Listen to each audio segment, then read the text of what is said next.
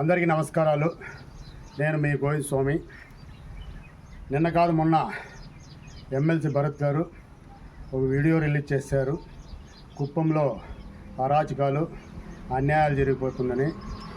నాకు ఆయన వీడియో చూసిన తర్వాత నాకు ఒక సామెత గుర్తుకొచ్చింది.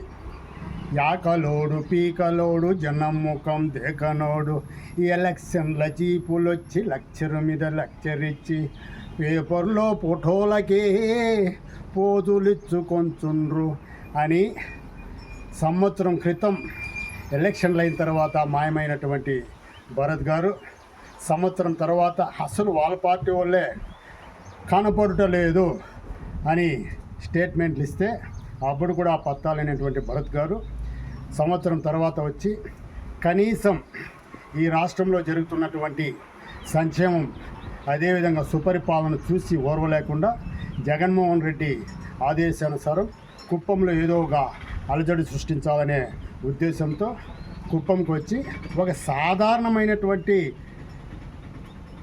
డబ్బు ఇచ్చిపుచ్చుకోవటాలకు జరిగినటువంటి క్లాష్ని దాన్ని ఎవరు కూడా సభ్య సమాజం ఎవరు కూడా దాన్ని అంగీకరించడం లేదు. అయితే దాన్ని కూడా ఏదో ఒక తనకు ఉన్నది లేనట్టుగా లేనిది ఉన్నట్టుగా తమ్మిని బిమ్మిని చేసి బిమ్మిని తమ్మిని చేసి వాళ్ళకి అనుకూలమైనటువంటి వాతావరణం సృష్టించి తద్వారా వాళ్ళ మీడియాలో ప్రచురించి తెలుగుదేశం కార్యకర్తలపైన నాయకులపైన గూండాలో రౌడీలని చిత్రీకరించే ప్రయత్నం చేస్తున్నటువంటి భరత్ గారు కనీసం ఆ సంఘటన జరిగిన తర్వాత నారాయణపురంలో జరిగినటువంటి శిరీష విషయంలో ఆ సంఘటన జరిగిన తర్వాత మా ముఖ్యమంత్రి వర్యులు చంద్రబాబు నాయుడు గారు ఫోన్లో పరామర్శించడం, ఆ తర్వాత హోంమంత్రి అనితమ్మ గారు ఎక్కడికక్కడ quick decision and prompt action ఆ విధంగా యాక్షన్ తీసుకొని ఆమె కూడా స్పందించి ఆ బాధ్యులకు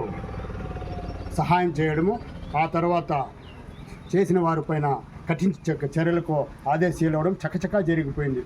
ఆ తర్వాత మా కుప్పం నియోజకవర్గ ఇన్ఛార్జ్ శ్రీకాంత్ గారు, పిఎస్ఎం గారు, అదేవిధంగా సురేష్ అన్న గారు, అదేవిధంగా చంద్రశేఖర్ గారు నలుగురు కూడా పోయి పరామర్శించి బాధిత కుటుంబానికి 5 లక్షల రూపాయలు సహాయం ప్రకటించడము, అదేవిధంగా పిల్లల చదువులకు కూడా బ్రహ్మాండంగా వాళ్ళ భవిష్యత్తు చూసుకుంటామని హామీ ఇవ్వడం ఇవన్నీ చకచకా జరిగిపోయింది.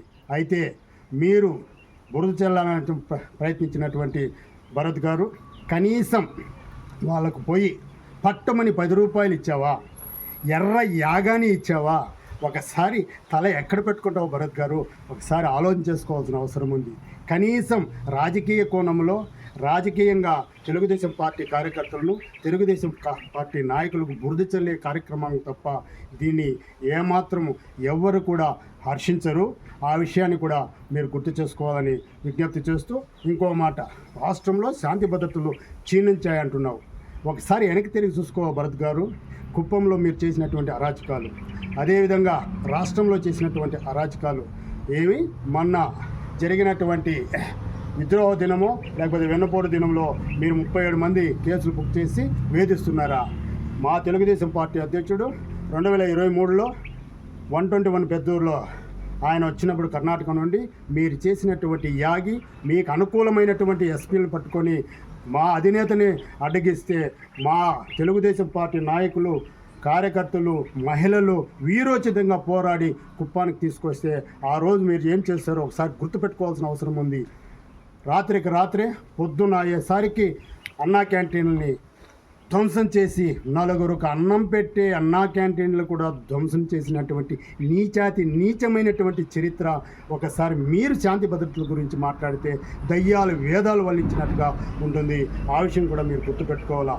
మరో పక్క అంగల్లో కావచ్చు, పొంగనూరులో కావచ్చు, మీరు చేసినటువంటి దుర్మార్గాలు అన్యాయాలు మా అధినేతపైనే రాళ్ళేసినటువంటి నీచమైనటువంటి చరిత్ర మీది మీరు శాంతి భద్రతల గురించి మాట్లాడడం నిజంగా దెయ్యాలు వేదాలు వల్లించినట్లే అనే విషయాన్ని మీ దృష్టికి తీసుకొస్తూ ఇకనైనా అవన్నీ మాని కుప్పం అభివృద్ధిలో మీరు కూడా పాలు పంచుకొని ముందుకు పోవాలని నేను విజ్ఞప్తి చేస్తూ ఆ విధంగా చేస్తారని ఆశిస్తూ సెలవు.